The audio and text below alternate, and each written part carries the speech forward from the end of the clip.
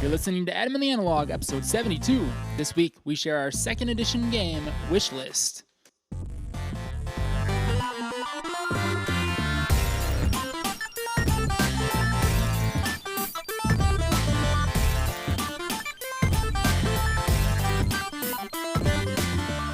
Hello and welcome to episode 72 of the Adamantly Analog board game podcast. I'm your host, Corey. Hey, and I'm your other host, Harrison. We're the only podcast who has a very loose definition of second editions. Does that work? Yeah, that works. Yeah, and we're going to put that loose definition into play today as we talk about our quote-unquote second editions. Really just like a new coat of paint on these old games. Yeah. That's, a second edition could just mean it's printed and there's some rulebook tweaks or like some, little card fixes. Or it could mean a brand new coat of paint and like versions and extra stuffs like that. And that's what we were really praising last week's episode. But in the research for this one, we were like, I want a second edition of this game. And then you look and do a little bit of research and you find out that there's like a second edition already out there. And that's just because that's what they called it when they reprinted the game and made a few minor tweaks to it. So, yeah, things move fast in this industry. So a game that came out in 2012 feels like like it was 100 years ago in some cases, based on the production and graphic design and art and things like that. But man, I sat down to play a game of Harvest the other night with some friends, and they had the deluxe edition, and I was like, "What has this come to?" Like every little bit and piece is made out of metal. It's like everything's a neoprene mat. It's anything they could have possibly thought of, they have done, and this is what board games are now. Let's get into it, Harrison. What have you played this week? you know what? We at work at Thunderworks, we just launched our new Kickstarter for the Tenpenny Parks expansions and collector's edition. So I have Nice. been doing like my last playthrough tests of Tenpenny Parks to make sure that like everything that I've been working on and developing is in the place that it needs to be. So as we were launching and pressing launch on that Kickstarter page, I had the entire game laid out in front of me and I was playing through solo mode with every single module in all the expansion stuff. So Nice. well, I don't need to spend too much time, shilling for myself and my own stuff on here. But the long and short of it is, Tenpenny Parks is now on Kickstarter. It was directly to retail before, so this is the first chance to get it through there. There's two new expansions, and one of them is holiday themed one, and it has two modules, one for Christmas and one for Halloween. So fans of the holidays can get their own little expansion box. There's another expansion that's all about upgrades and ingenuity and innovation in the world of Tenpenny, and there's an option to get a collector's box that fits everything all in one. So there's some cool stuff on there. We funded in just about an hour, and we'll include a link in the show notes if you want to learn more. Cool. I've played this one. You taught me at Gamehole Con years ago. Oh yeah, that's right. You came by with a group, right? I think it was you, Nikki, John, and Pam. Something like that. Yeah. That sounds right. Yeah. Yeah. That's a fun little game. I like the polyomino element to it, and it's kind of like a little engine building situation. But production, Yeah. as always with Thunderworks, it is top notch. There's a cool little circus tent that you build out of cardboard. I like that. Yeah. I guess I should give a quick rundown of the game. Just I shouldn't assume that everyone knows uh, what it is, but it's a fairly light worker placement style game about building your own theme park. So you're playing over a series of rounds where you're sending out workers to buy attractions for you in the form of those polyomino tiles, and then you're placing them on your own little park boards to try to get the most visiting people. So the player with the most visiting people, or VP, at the end of the game is the winner. Nice. Yeah. And speaking of polyomino games, I played a little polyomino game myself, and I know you've Ooh. recently played this one too. So I think we can Yes. tag team this one a little bit. But we got Planet Unknown played the other day. I mentioned on the last podcast that we got it from a friend who picked it up on sale at Barnes and Noble. So if you're listening to this and you need a copy of it, you might be lucky enough to find one. They must be going on clearance there, and I saw them as low as like $6, which is insanely cheap. What? Yeah, Yeah, that's crazy. but it's normally like a $70+ game. It's got a little lazy Susan in it. That's actually a pretty big part of the game because you're spinning this lazy Susan and drafting an accessible polyomino tile from it onto your planet, and then basically just moving up a bunch of tracks. It's a very simple game. But it's a lot of fun, and I think fun is a good way to describe it because it's pretty clunky. As far as like a competitive gaming experience goes, I wouldn't expect to find one here. There's a lot of reasons that the boards are unbalanced or maybe don't interact very well with the corporations that you can pair with them. Mhm. But discovering all that stuff in the box is sort of entertaining and enjoyable, and there's always something satisfying about building a puzzle like you do in this game. Yeah, yeah, yep. Love me some polyomino games. It gives me feelings of like patchwork, but less stressful. Yeah, yeah. What is it about patchwork that's so stressful? It's a quilting game. It's supposed to be comfy, and then then you're like settling a planet that's uninhabitable. It's like, oh, okay, I can relax now. Yeah, because patchwork is a very tight economic game where you are pitted head to head with another player, and you have a very limited amount of time, and all of those limitations are just kind of lost in space for Planet Unknown. Right? Yeah, you don't Yeah. want to you don't want to prick yourself with the needle, but you know, having a lack of oxygen is no problem. I But yeah, go ahead. since we talked about it last week, I got Lauren to play it as well. So we played two player this Mhm, past weekend, and I filled up almost my entire board. Like you just have so much more time with a two player game. It mhm, feels like, and we used the two player variant where you just turn the Lazy Susan one bay each round instead of like going back and forth and drafting, mhm. because that can get like pretty cutthroat too. You're like, oh, I know that that person needs this something or whatever. I can just take it away from him every time. Yeah. So the more automated style was enjoyable too. Yeah, there is that element of being able to deprive the other players of good choices. Um, and you could either pay attention to that or just completely ignore it and do the total Right. heads down method, which is valuable in this game too because it's pretty insular. There's not really any interaction aside from I want this bay and that means that they get that bay. But Right. most of the time, I don't know. I'm not concerned about that. This game is not tight. It is very open-ended, and you basically are just putting the tiles. I mean, they have to be adjacent, but the space for decisions is very wide here in terms of, well, I could go here or here, and it doesn't really make a big difference in the early game. Mhm. Yeah, yeah. I Um, like that. It's pretty chill. yeah. I I having played it a couple of times with multiple players, the feel bads of the different advantages and disadvantages that the boards provide is kind of weird to me. It sort of rubs me the wrong way, and I don't think I don't think my group was pleased with that. I think what I would do, I like the corporations. There's like the different tracks that you can have that are asymmetric as well. But I like the basic boards in this game better than the asymmetric boards.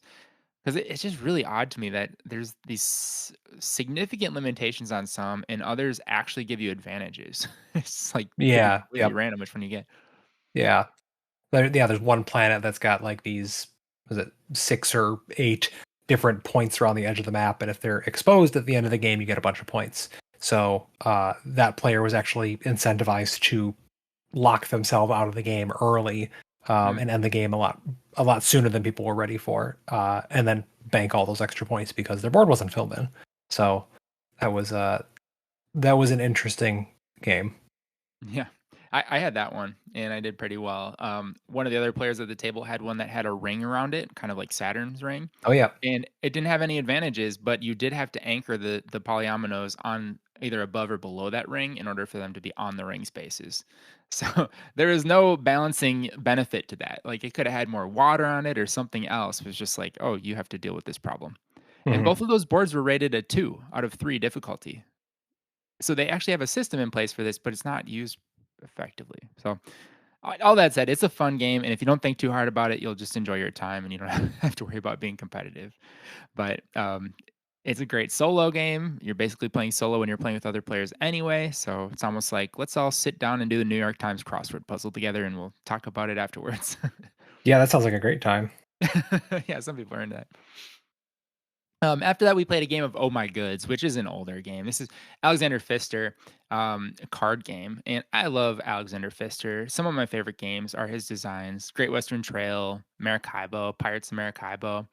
Haven't played Broom Service yet, but I know that's a popular one of his.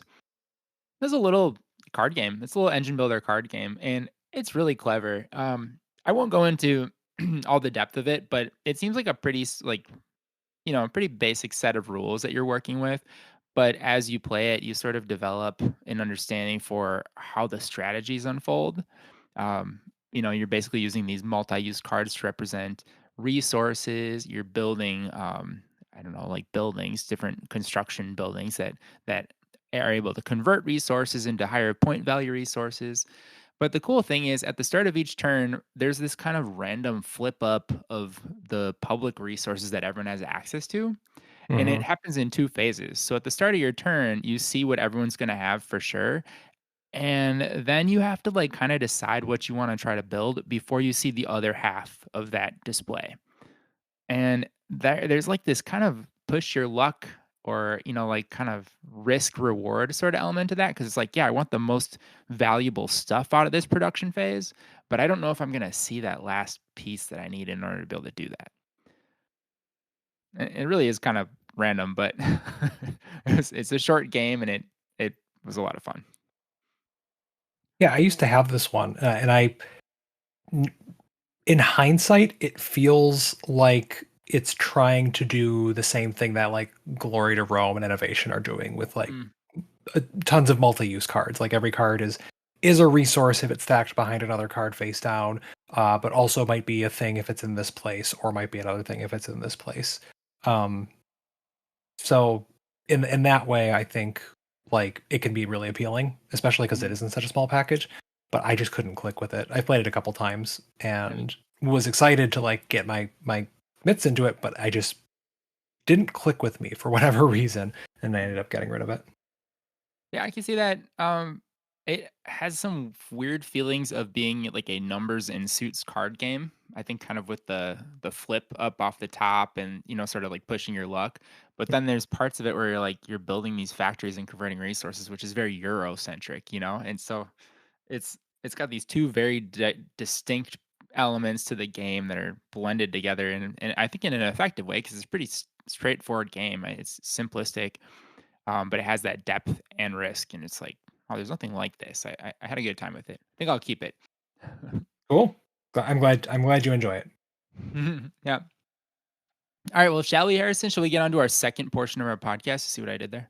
Yes, please.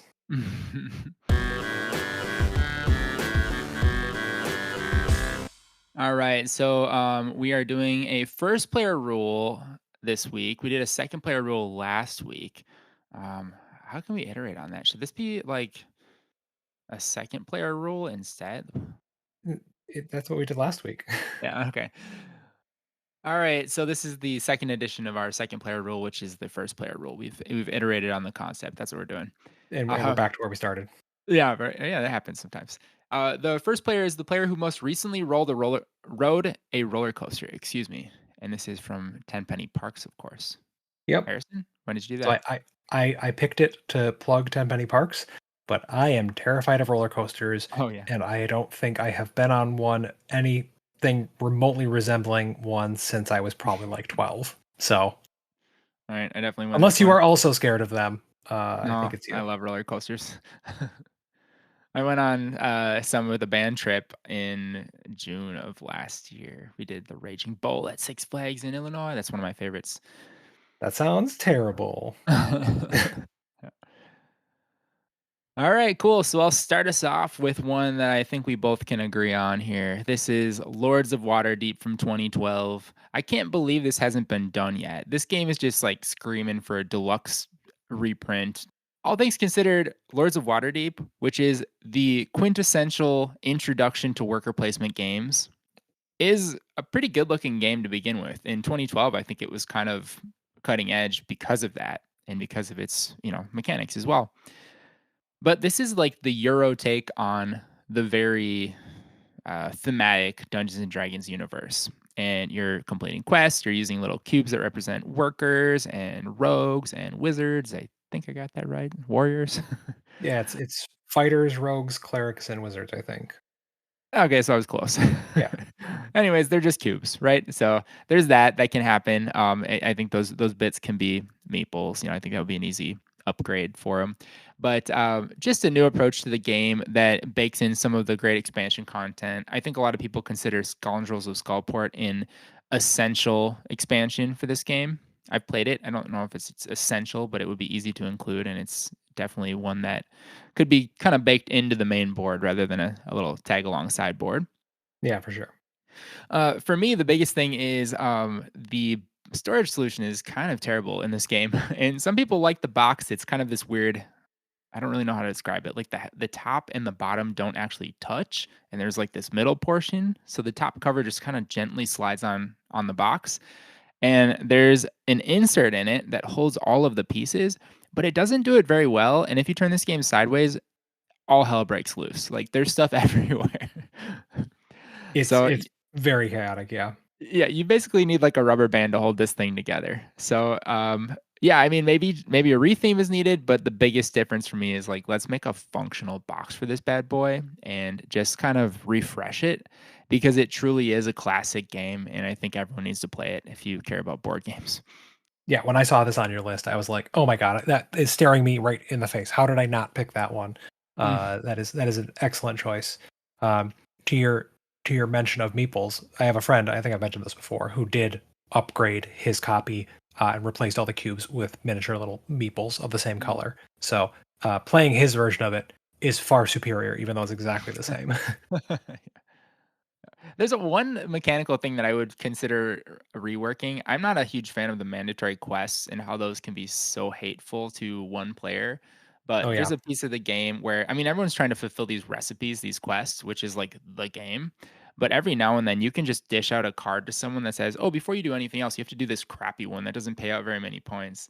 And that always felt like really spiteful and made the game very swingy. So maybe those can Yeah. provide more points. Maybe they can just not exist. I don't know.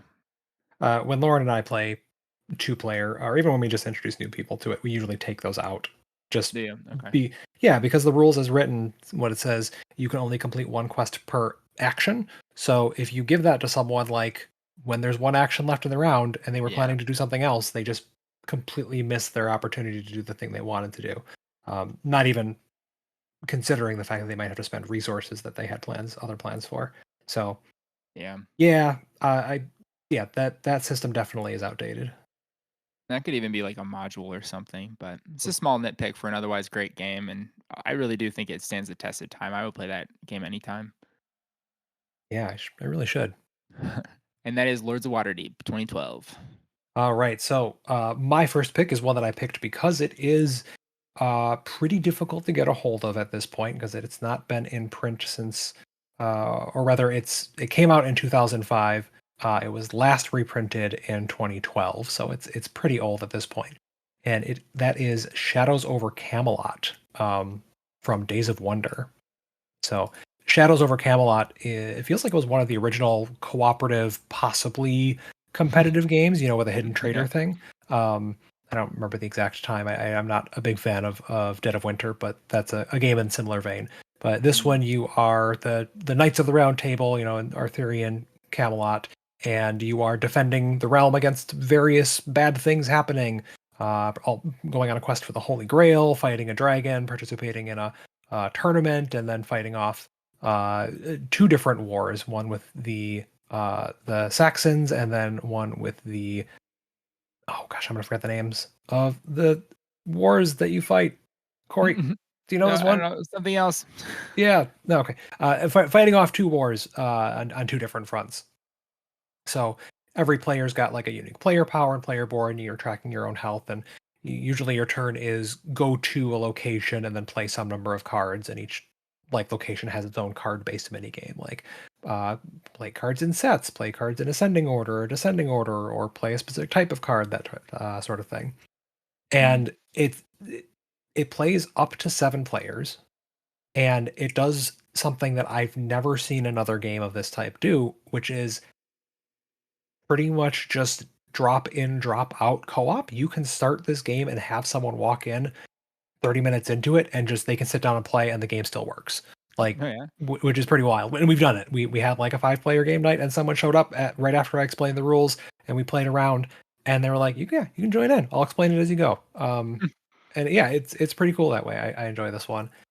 But criminally difficult to get at this point. And I think I don't know if it's true anymore, but at one point, oh yeah, it's a Noble Knight for at least $150 right now. Um, so it's very difficult to find, but it's just absolutely incredible, super cool thematic co-op game that more people need to check out, and I'm sad that it's not more widely available. Yeah, it's BGG used copy, very good for $85. That's the cheapest you can get it. So, Mm. Yep. and it's Days of Wonder. It's a big publisher. I'm surprised. There must be some reason that it hasn't been reprinted because people have been asking for this one for a long time. I've never gotten to play it because of that. Yeah, not sure. Well, we can put it on the list, right? Yeah. Oh, you have it? Oh yeah, no, I have a copy. Okay, good. I managed to pick up a copy from some guy on like Facebook Marketplace or something. Was like, hey, I'm moving. I'm selling a bunch of games. Friend told me he drove us over there, and we both got like a crate of games at like 10 or 20 bucks a pop for the games. Mm, And I don't I don't know necessarily that he had appraised them or knew of anything of the value of them. So I feel kind of bad about that, but also I have no idea where that was or no way to reach out. So I got a good deal on it. Or maybe okay. it wasn't that hard to get at that time. Could be. I don't know. I mean, this game came out in 2005, so it is pretty old. And you compared Yep. it to Dead of Winter, that was almost 10 years later. So this truly is the OG of the hidden trader mechanic. I, Right. and Yeah. I know there's probably a game or two before it, but this is the biggest one for its time. So yeah, let's Yeah. definitely play this. This looks good. And By the way, you I think can it's the Picts that you were looking for. The Picts, yes, the picks and the Saxons, Picts. Saxons. Yep. Yeah. Yep, that sounds right. You got it. So that is my number one pick. Please, please, please, Days of Wonder. Bring back Lords of not Lords of Waterdeep. I was looking at the wrong tab. Bring back Shadows over Camelot. Actually, there's an idea. All right, Days of Wonder, you reprint Lords of Waterdeep. Wizards of the Coast, you reprint Shadows over Camelot. Keep those planeswalkers out of it, but somebody reprint it. Oh man, a Days of Wonder version of Lords of Waterdeep would be sweet. Yeah, there you go. Yeah, they probably botched the box though too. They're known for that same problem. Cool. Man, as we talk about this, it's like these things have got to be pretty likely. Almost everything on our list is. I'm thinking, oh yeah, this probably gonna happen soon.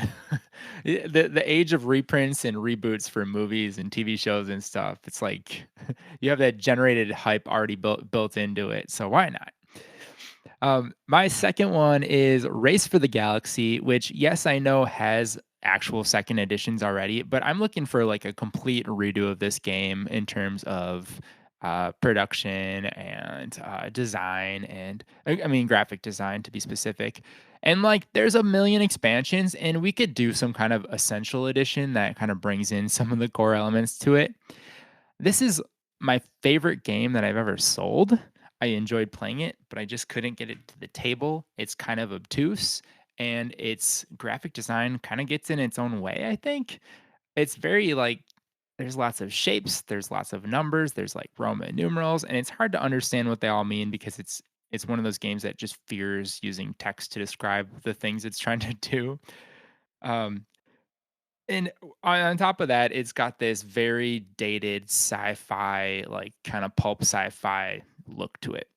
And so I think this one's due for a new coat of paint big time. And I think that might even make it more accessible to players who want to get into it. Something kind of more 2025. Yeah, yeah, for sure.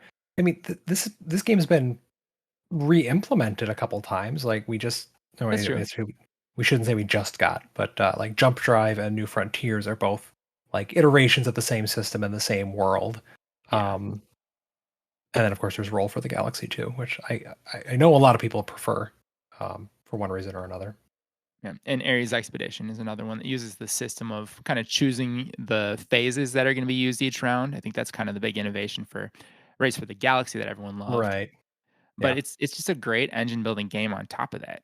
You know, there's this huge crescendo that happens over the course of the game, and again, you're dealing with a lot of kind of bizarre iconography to interpret that, but you can really go off in this game, and it's super satisfying and fits in a small box, packs a lot of punch.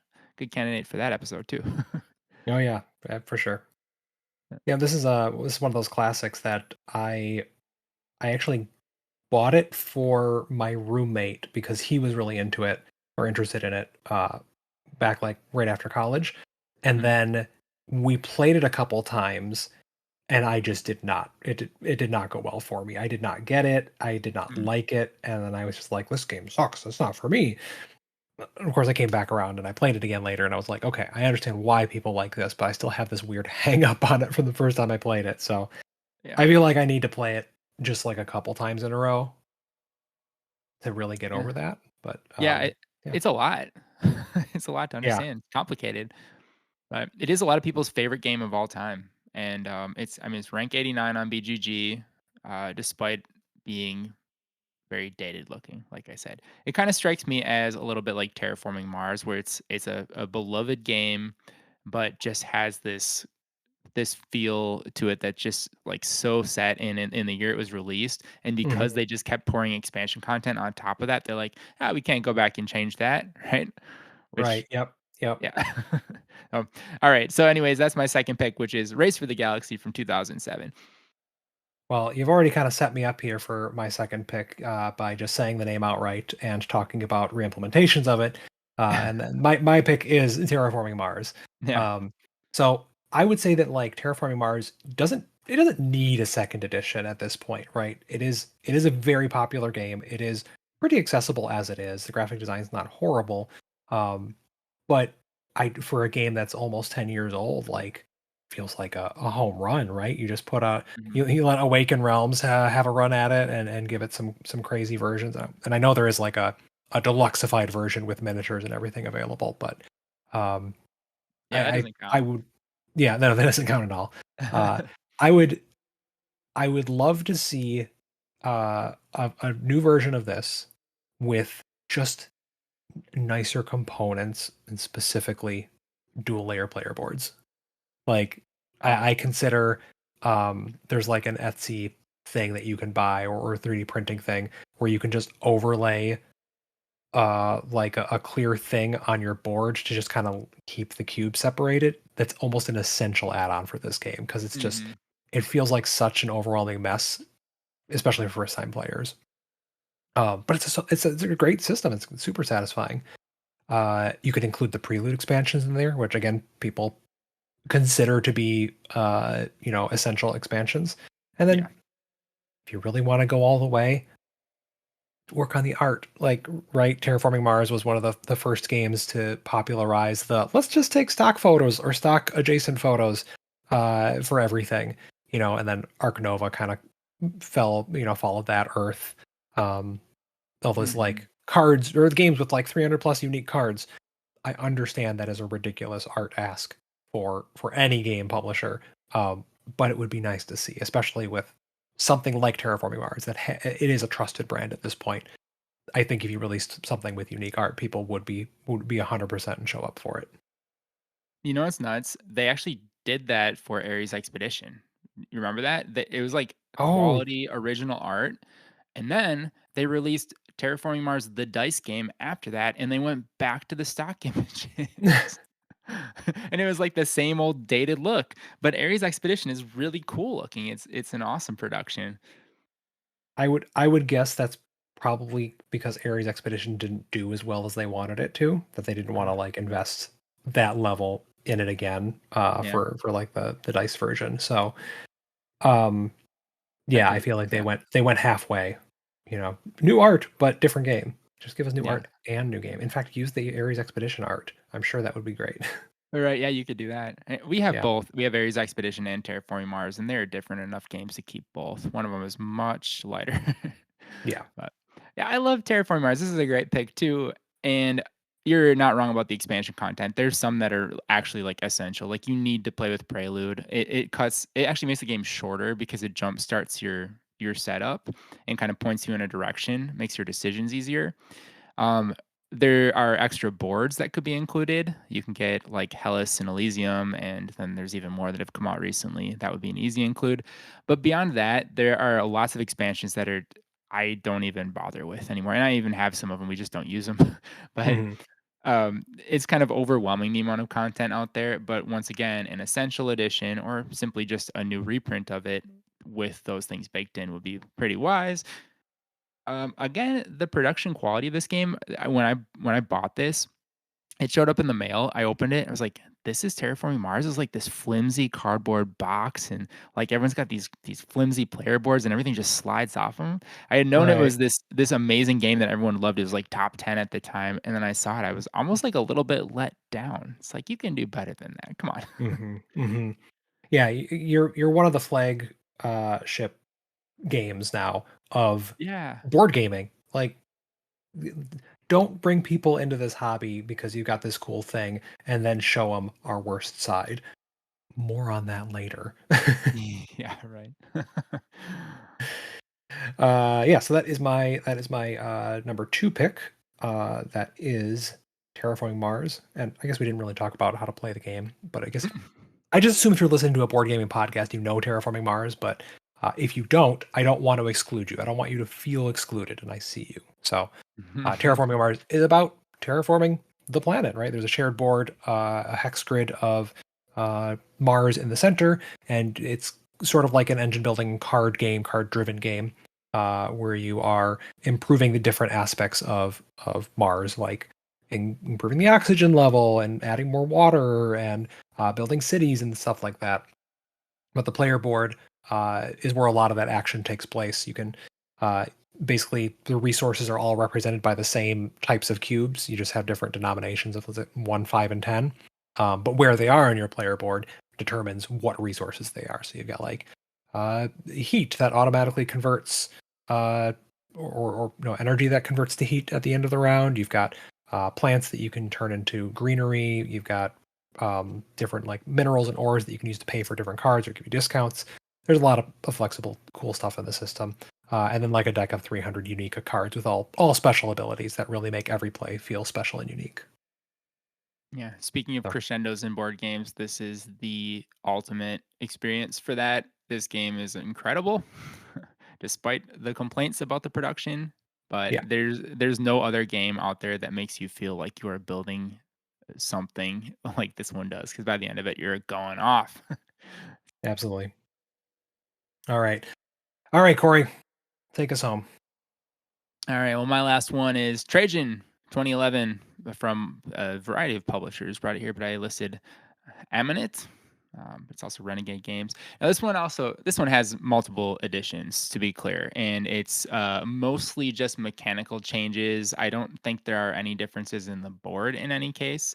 The box cart cover art changed from white to black with the same image on it, Yep. or black to white. I don't even know which one was first, to be honest with you. But this game is amazing. I mean, this is a Stefan Feld. Like this is kind of his first big design from 2011. And if you know anything about Stefan Feld, there's a lot of the Feld isms in this one with like set collection elements and all these kind of clever and satisfying Euro mechanics. The big hook here is that players are using a personal player board with a little Mancala system to select their actions. And there's all sorts of cool intricacies to that. There's ways to kind of like upgrade and just lots of different collection elements to the game. All of those actions are tied to different quote unquote mini games across the board. And those are all like little puzzles that you get to solve. It's a lot of fun. It's not a terribly challenging game. It's listed as a 3.6 on BGG, which I think is a little bit overstating how hard it is because it's all pretty light and relatable themes.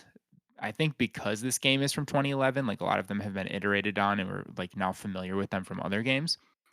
But it is the brownest game I have ever seen. I mean, no offense to the artist or the designer here, but it is not a looker. I mean like the board is 50% beige. There is art in there. You can see, Rome in the background, but it is like this very muted and like almost blurred version of the city. And there's just like boxes and circles everywhere. It's just a mess. It's not a good looking game. Um, but this is a classic for many, and once again, some people's favorite game of all time. It has so much potential to, like if a reboot came out, I think people would go crazy over it. I've not played this one. No way. Yeah, yeah, Put it on the list. We'll play yeah. my ugly copy. Speaking of like ugly ones, there's just a new one, a new Stefan Feld game that does not look ugly. It looks very pretty. Yeah? The Druids of Edora. It's Hmm. a druid, gain prestige as you wander through the magical forest, strategically placing dice. So the description is literally a game of strategic dice placement and building menhirs and stellae with the help of healing herbs and mysterious stones. So not a whole lot of information, but the pictures out there are gorgeous. It's like this just excellent emerald green with sort of a forest fantasy layer of paint on it. It looks very pretty. So Cool, cool, there's yeah. hope for Feld games. There is, yeah, because there's a lot of them that are kind of, like, not lookers, but we've taken care of Castles of Burgundy already, so Yeah, yeah. Um, also, I think it's worth mentioning since we're talking about new games, Ostia has been compared to Trajan, and Oh, this is a game I don't remember where it was originally released, but that is a looker. That's a really cool looking game. Released in Europe to great acclaim. I think a lot of people are enjoying that one and comparing it to Trajan because of the like Mancala action selection. That one is coming out on crowdfunding in America like very soon. So if this is something that interests you, just keep an eye out for Ostia, OSTIA. neato. I'll be looking for I did that not one. know that about it. Yeah, it's Ostia 2022 it says, but once again, I just availability is very limited around here. All right. Well, I did promise that I was going to have more on that gripe later about production quality, especially when you've got such a flagship title.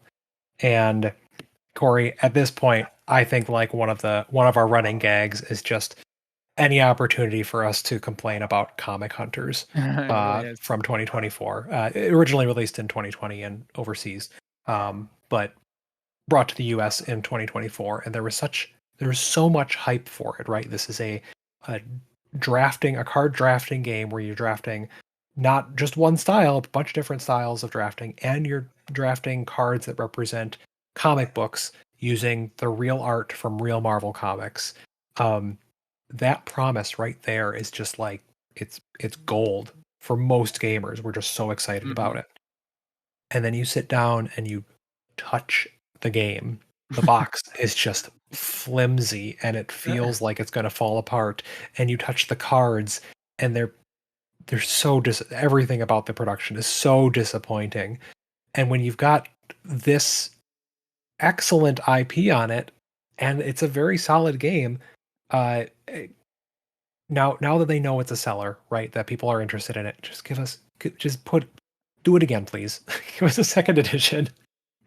I will buy it again. And everyone who bought the first one should get a free update. Yeah, yeah. No, I just it was yeah, it was so disappointing, but like if they come out with a new version that just has higher quality cards and nice punch board and a rule book that was proofread more than once, Mm. there was some issues with the rule book too. I think rules were just missing from it. Oh, you Uh think it was proofread? I'm sure it was once. Uh yeah, so in Comic Hunters, you're drafting over several rounds to collecting comics that are defined or categorized into one of three ages of comics, like the Golden Age and the Silver Age and the Modern Age, or something like that. But those give them like an approximate rank, and then you're trying to compete for different goals, like collecting sets of specific comic heroes. So each comic could belong to one or more heroes or feature one or more heroes. And it's just very compelling. There's this like collection element, and then you've got to actually pay for the cards that you want to play of those that you've drafted. It really pushes you in a couple different directions for a drafting game, which is very nice. Mm. It's a fun So game. yeah, yep, I don't think I have the same complaint about the cards. They might be a little thin, but I sleeve everything anyway, so I don't really notice that. But I mean, everything else sucks, right? The the board has just omitted some major important information, and the pieces are terrible, yada yada. But the yeah, card, like, I have to give them some credit where credit is due. I mean, granted, the art is just comic book covers, but the fact that they use comic book covers and license them in the first place, I think that's really cool, and it's really fun to look at these cards. it really is. Yeah, I mean, you're not supposed to just draft them because you like the art, because you're actually going for tags, but, I do that. yeah. I mean, if a second edition means that they add in like another superhero, right? Or maybe just like an X-Men tab on it. Sure, yeah. That'd be great. Yeah, do it. Bring it on. Let's get more comic hunters, but do it nicely. Do it nicely. Yeah, this was a big hit at Gen Con when it came out. So, Mhm. I mean, I think it's because it was around in Portugal for what, like 3 or 4 years before we had it in America. So when it was finally brought over, everyone was like, "Yes, let's get it." The lines were long at the start of each day because people were trying to get a copy of it before they sold out, Yep. and no one really knew at that point that it was just like the pieces sucked. But Yep. I don't think that would have stopped us. We're board gamers. We have Right, Etsy. exactly. Yeah. Yep.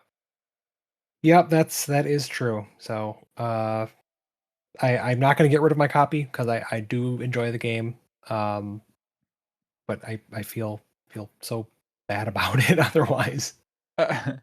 Here, I'll send you a link on Etsy, Harrison. This is like a $20 fix. It makes the components better, and, it's a nice little organizer.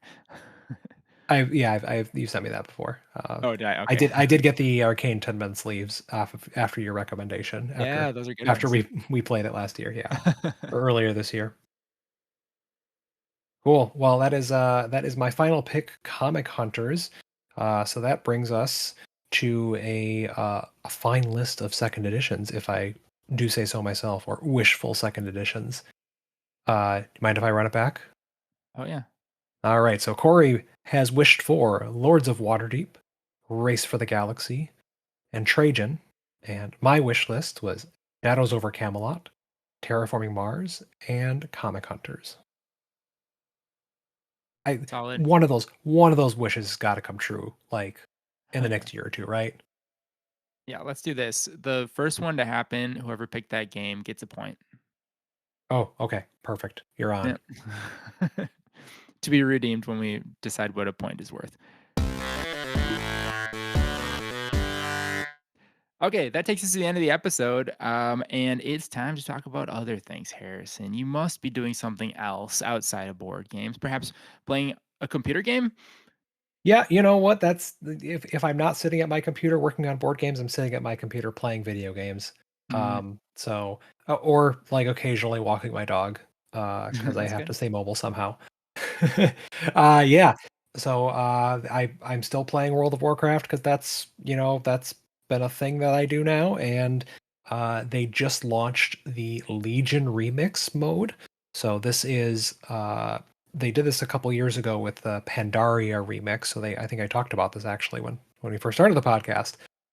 So they took the expansion called Legion, which was like one of the really popular ones. It's about fighting off the Burning Legion, all the demons as they invade the world, and they did a remix version of it. So you can create a brand new character um, on a server that is just for this game mode, and it's all like hypercharged leveling and skills and abilities. So they basically compacted the entire expansion into like a 3-month event, and everything is supercharged. You get to be overpowered. You get to like one shot raid bosses on your own, and there's this additional story layered over it about being displaced from time. So you've got all the time travel characters are a main feature of the story now. Hmm. But it just feels good to like get back into some of that old content. It's a little bit of nostalgia, but also a much bigger power fantasy and much different feeling from regular retail World of Warcraft. Yeah. And I think you don't need the current expansion to play it. So like I think it's a lot more accessible if people just want to try it out too. It's cool. I'm liking it. I mean, I've only played for like an hour at this point because it just came out, and I've been working constantly. But Mm. I'm looking forward to it. Yeah, man. I am surprised that they're still making content for this, but I'm also not because some of these games just hang on for so long as long as they keep feeding them. Like Oh people yeah, still play RuneScape these days. You know that? oh yeah. I know some people. Yeah. Um, and yeah, I guess it just it goes to show like how much if you I can't speak to the community on World of Warcraft or how the game is treated or handled, but as long as you put the effort and time into it, you can keep that ball rolling for long time. Oh I yeah, think and they will. there's an example of the opposite in like Hearthstone, which I don't think is doing nearly as well. I think they're really aggravating their player base, and the same is true like in Magic the Gathering. I hear Magic players complaining all the time about what they're doing to the game these days, but they are just evolving and finding other players, and it's not great for the indoctrinated folks, but they're getting more and more people to jump into the game because of whatever various release is new. Yeah, yeah, I can see that. I don't know. I'm a pretty easy to please fan when it comes to these like long-term lifestyle games. Mhm. Uh, like I don't follow the meta too much. I just kind of play casually with friends. Yeah, So I'm probably their target audience at this point of just like casual people who don't take it too seriously. And it's the folks that are significantly more invested that are the ones who decry, oh, the game is they're ruining the game. yeah, Like we used to be as Magic players. right, right. Yeah. Yeah, I'm happy to be removed from that now. It just seems like tiring, but Yep. Oh yeah. but I feel for those that are still in it. How Um, about I you, I've Corey? I've been playing some computer games too. Some friends of mine recommended For the King 2 because it was on sale on the autumn sale, which may or may not still be the case. I don't know if it is, but Oh, um, it's the autumn sale's still going on for sure. is it okay? And I hadn't really heard of For the King, but I've seen a lot of ads for it because I think it's targeted me as a someone that might be interested, and they were right. It's cool. Do you know this game? I again have seen ads for it, but I've not played it. Yeah, it's a Steam game. I think it's available on PlayStation and Xbox as well, but it's more or less like a kind of a long form roguelike where you do these runs that last like hours. You know, it's not like Balatro or something where you finish it up in one sitting. But it is an RPG and it's a turn-based RPG. And on each turn, you're either looking at the overworld and moving around the overworld to pick up, different quests and complete quests or, battle in dungeons or attack monsters or whatever it may be. Or you're actually in a fight taking turn-based combat steps. It is a great cooperative game. You have a party of 4, and each player can control an individual in that party. And there's a lot of emphasis on like picking up new weapons that provide different types of attacks. Like the different moves you have are associated with the weapons and shields that you carry. So it's really fun to find new loot because then you're looking at it and saying, okay, the stats are one thing, but what does this action do, or what does this spell do? So we had a lot of fun with that, and I think Harrison, I hate to say it, but I think you might actually like this one too. Yep, yep. I'm looking at it right now. I'm gonna just click add to wish list. It'll just go on to that list of like 1,000 things. Yeah, and they'll email you when it's cheap again. I see it looks like it's Yeah. 25 bucks again, so it was on sale for 10 the other day, so I think you might have missed that. Wow, that's all right. Sorry, so that's I'll probably good accept for you. that.